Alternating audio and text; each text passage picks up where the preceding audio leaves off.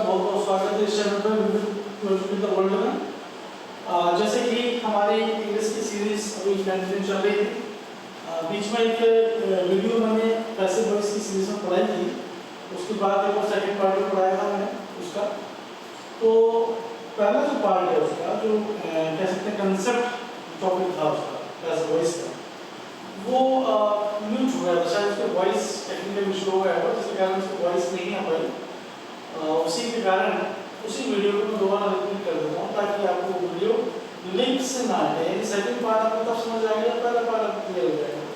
इसलिए पहले पार्ट को ही मैं आज रिपीट कर रहा हूँ एक रैंडम सेंस, ताकि आपको पढ़ने में एटलीस्ट इजी फील हो जाए और आप आराम से उस पैसेज को इजीली कर सकें। वो बहुत इंपॉर्टेंट टॉपिक भी है।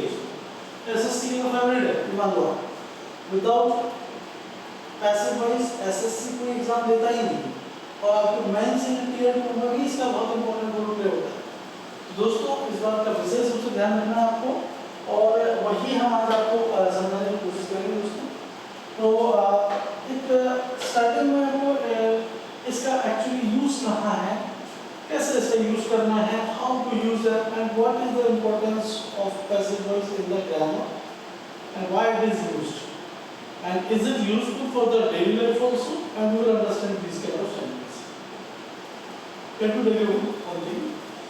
Passive voice is nothing but focusing on the object's activity. यानी कुछ भी कहो आप passive voice को सरल शब्दों में कहें तो ऐसी सारी एक्टिविटीज जिनका पूरा का पूरा डिपेंडेंसी आपके ऑब्जेक्ट पर चले, या फिर आपने ट्रांजिटिव इंट्रांजिटिव को पढ़ा होगा कि ऐसी सभी वर्ब जो कैसे होती हैं जो ऑब्जेक्ट पर डिपेंड करती है वो आपकी ट्रांजिटिव होती है, और इंट्रांजिटिव जो ऑब्जेक्ट पर डिपेंड नहीं करती सब्जेक्ट पे।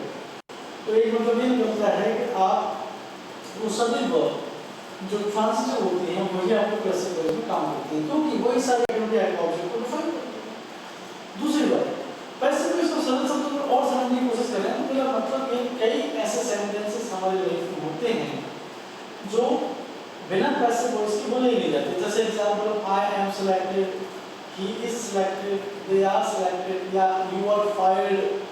ये सब जो सेंटेंसेस मैं आपसे बोल रहा हूँ ये सारे के सारे सेंटेंसेस में करने वाला कोई और है, लेकिन जिस पर हो रहा है वो मीनिंग क्या है कि अगर मैंने बोला कि आई एम सिलेक्टेड, इसका मतलब है कि सिलेक्ट हो गया हूँ।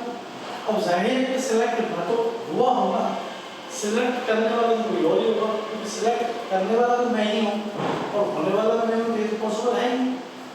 तो मीनिंग क्या है कि मैं इस एग्जाम में सिलेक्ट हो चुका हूँ, दैट मींस कि मुझे सिलेक्ट कर लिया गया है, किसी और ने किया। तो जिसने किया वो सब्जेक्ट था, और वहाँ जो एक्टिविटी हुई करने वाली सिलेक्ट करने वाली वो एक्टिविटी जिस पर हो रही है वो इम्पोर्टेंट दिखा रहा है, यानी उसको डिफाइन करता है कि ये जो सिलेक्शन है ये इस व्यक्ति का है। इम्पोर्टेंट ये नहीं है किसने किया, बल्कि इम्पोर्टेंट ये है कि किसका सिलेक्शन हुआ। सिमिलरली इम्पोर्टेंट ये नहीं है किसने फायर किया, इम्पोर्टेंट ये किसका फायर हुआ, मतलब कि किसको जॉब से निकाला। इम्पोर्टेंट ये है, इम्पोर्टेंट ये नहीं कि जॉब किसने निकाला।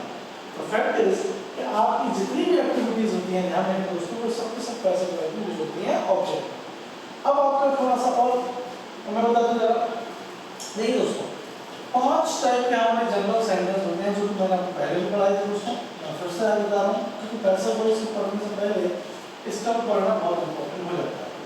दूसरा सेंटेंस आपका जो होता है वो आपका होता है इंटररोगेटिव, यानी कि आप कह सकते हैं वो सभी सेंटेंसेस जो आपके क्या कहलाते हैं इंटररोगेटिव वो फॉर्म में रहते हैं, वो सबके सब आपके यहाँ पर पैसिव वॉइस में आ जाते हैं। ठीक है, अब आप अगर देखें तीसरा जो सेंटेंस इसमें आप देखने को मिलेगा दोस्तों, तो वो आपका हो जाता है इंपेरेटिव सेंटेंस, है ना दोस्तों।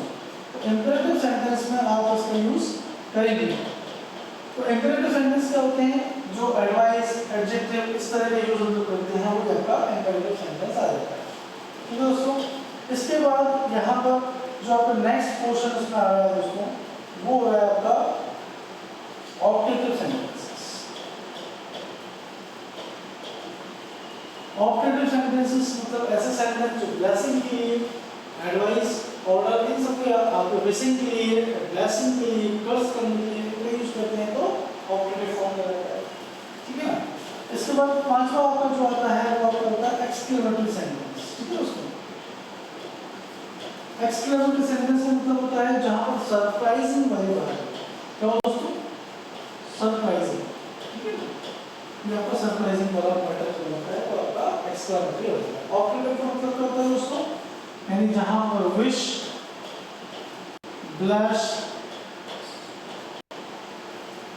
और कर्स आप इनका यूज करते हैं और इसका यूज करते हैं। इंपेरेटिव का मतलब होता है दोस्तों एडवाइस करने की बात होती है ना, ऑर्डर की जब बात आती है तो आप इसका यूज करेंगे दोस्तों। इंटररोगेटिव सेंटेंस में मतलब होता है जहाँ पर क्वेश्चंस की बात आएगी दोस्तों, ठीक है, यहाँ पर आप इंटररोगेट करेंगे। असर्टिव का मतलब होता है दोस्तों जो सिंपल भी हो सकता हो और चाहे तो नेगेटिव भी हो सकता है, दोनों टाइप के सेंटेंसेस में यूज होते हैं, है ना। और इसके ज़्यादा कुछ नहीं। अब देखिए मैंने आपको क्या पढ़ाया, क्यों पढ़ाया। इसमें पैसिव वॉइस जो होते हैं वो आपके इसके नहीं बनेंगे, इसके पैसिव वॉइस बनेंगे, इसके बनेंगे, इसके बनेंगे, इसके बनेंगे। मतलब कि आप कह सकते हैं कि पैसिव वॉइस ना सिर्फ टेंसेस में बल्कि टेंसेस के अलावा भी आप पैसिव वॉइस का यूज कर सकते हैं, जिनमें से 4 टाइप के सेंटेंस होते हैं। अब ये तो आपका बेसिक एक कंसेप्ट के पैसिव वॉइस कहाँ यूज होने वाले हैं। अब टेंसेस की जब बात आती है, मॉडल्स की बात आती है, बाकी जो मार्जिनल फॉर्म्स की बात आती है, बाकी जितनी भी चीज़ें हैं इन सब की बात आती है दोस्तों, तो वहाँ पर भी आप इसका यूज़ करते हैं। कैसे करेंगे हम आपको बता देते हैं जरा। देखिए आपको पता है कि टेंस कितने टाइप होते हैं। एक होता है आपका इंडेफिनिट, एक होता है आपका कंटीन्यूअस, एक होता है आपका परफेक्ट।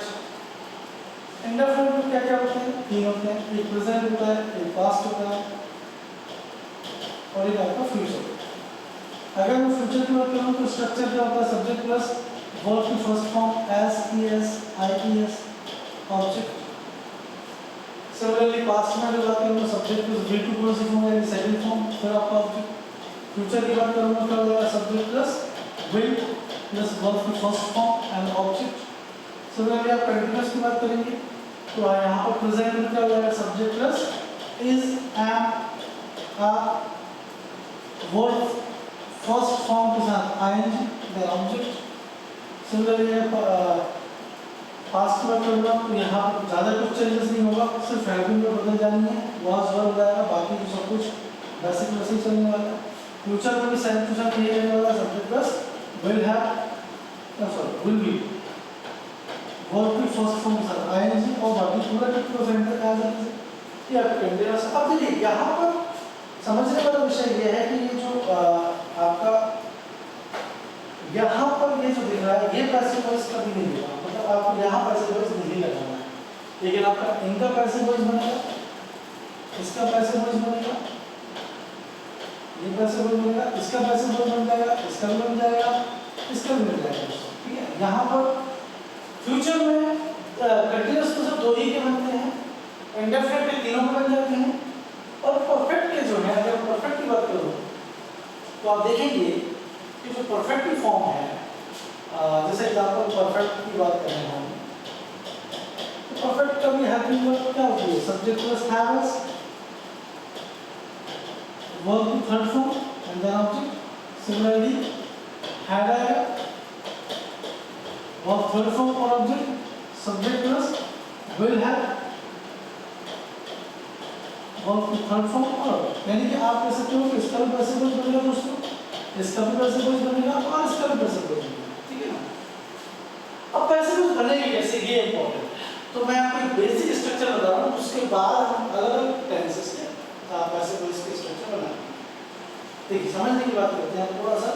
किसी भी पैसिव वॉइस का जो स्ट्रक्चर होता है वो इस तरह का होगा, जैसे कि अगर मैं आपके इंडेफिनिट का स्ट्रक्चर बताऊँ पैसिव वॉइस का, इंडेफिनिट ध्यान रखिएगा दोस्तों, इंडेफिनिट किसका? प्रेजेंट का भी, पास्ट का भी और फ्यूचर का भी, ध्यान रखिएगा। अब आप देखिए पैसिव वॉइस कैसे बनेगा, इसका भी उसी ध्यान रखिएगा। सबसे पहले हम क्या बात करेंगे? ऑब्जेक्ट की बात करेंगे, ठीक है, और फिर हम बात करेंगे किसकी? पास्ट में है इज, एम, आर, प्रेजेंट में लग जाएगा, पास्ट में लग जाएगा वाज वर्ब और फ्यूचर लग जाएगा विल बी, ये आपका 3 होगा। फिर आपको कौन सी फॉर्म? Third form. फिर आपको क्या है? अदर वर्ड, ये जो OW है ये अदर वर्ड कहलाता है। और फिर अदर वर्ड में एडजेक्टिव हो सकता है, एडवर्ब हो सकता है, आपकी फिर आपका सब्जेक्ट। ठीक है दोस्तों, ये आपका मेनली इंडेफिनिट का स्ट्रक्चर होता है। ठीक है दोस्तों, क्लियर है। अब आते हैं नेक्स्ट पॉइंट पर कि इसके बाद हमारा जो ये तो बेसिक इंडेफिनिट का पैसिव वॉइस का स्ट्रक्चर है दोस्तों ना। जो बात करूँगा मैं आपकी कंटिन्यूअस की, तो कंटिन्यूअस की बात करूँ तो यहाँ पर भी पैसिव वॉइस आप प्रेजेंट का बना सकते हैं, पास्ट का बना सकते हैं। इसका क्या नाम है पैसिव वॉइस, तो आप क्या बनाएंगे, सबसे पहले ऑब्जेक्ट बनाएंगे, फिर यहाँ पर हेल्पिंग वर्ब आपकी इज एंड आर, जैसे कि पहले ही वाज वर्ब पास्ट में हो जाएगा। समझने का विषय बस इसमें ये रहेगा कि इसमें बीइंग का प्रयोग किया जाएगा। ठीक है, वर्ब की थर्ड फॉर्म से पहले, बाकी तो सब कुछ एज इट इज ही है, there is nothing special. Okay, ये आपको इसे ध्यान रखना है।